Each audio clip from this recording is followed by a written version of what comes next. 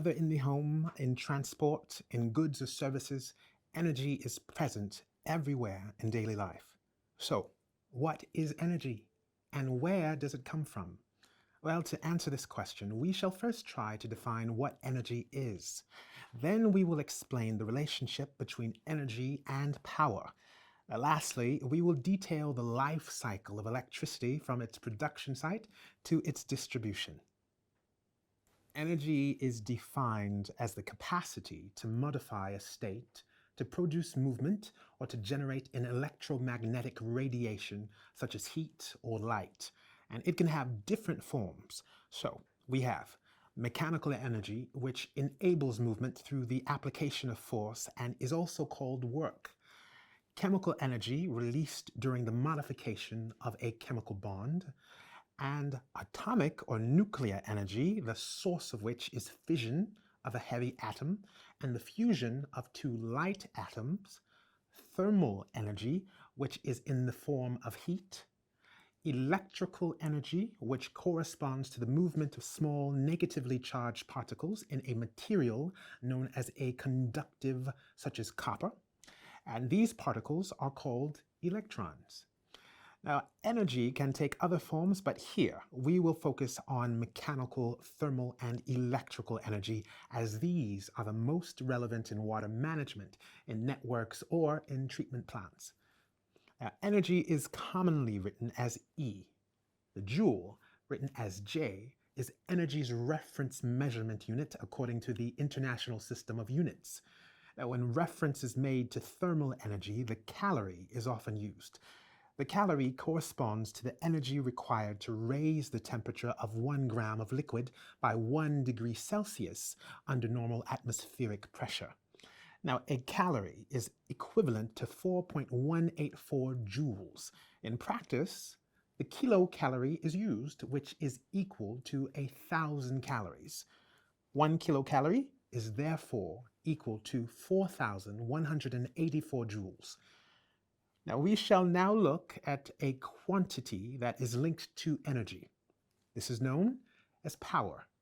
Power reflects the speed at which a work is produced. In other words, this is the quantity of energy per unit of time transferred from one system to another. So, energy and power are related via the following relationship. Energy, E, is equal to the product of power, P, per interval of time, written delta T. Expressed in another way, power, P, is equal to energy, E, divided by an interval of time, delta T. Power is expressed in watt, written W.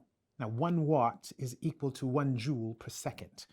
When looking at electrical energy, units other than the joule are used, such as the watt hour or kilowatt hour.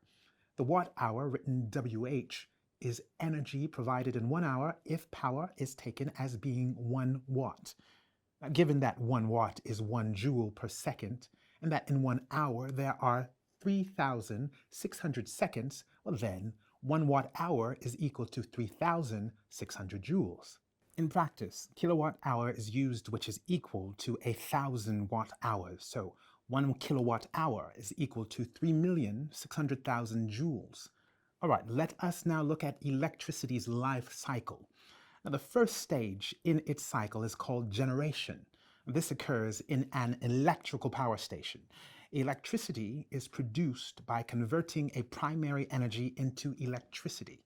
Now, primary energy can be mechanical, such as in wind turbines or water dams, chemical, in the case of fuels, fossil or other, nuclear, or solar. Now, the second stage corresponds to the transmission of this electricity via high voltage overhead cables. A transformer at the inlet increases the voltage, and a second transformer lowers this at the outlet, which leads us to the third stage of the electricity cycle, the distribution to end users who consume the energy produced. What you need to remember about energy and power. Energy can be present in many forms: mechanical, chemical, electrical, thermal, or nuclear. Also, it can be expressed in joules or calories. Power corresponds to energy per unit of time. It is expressed in watt.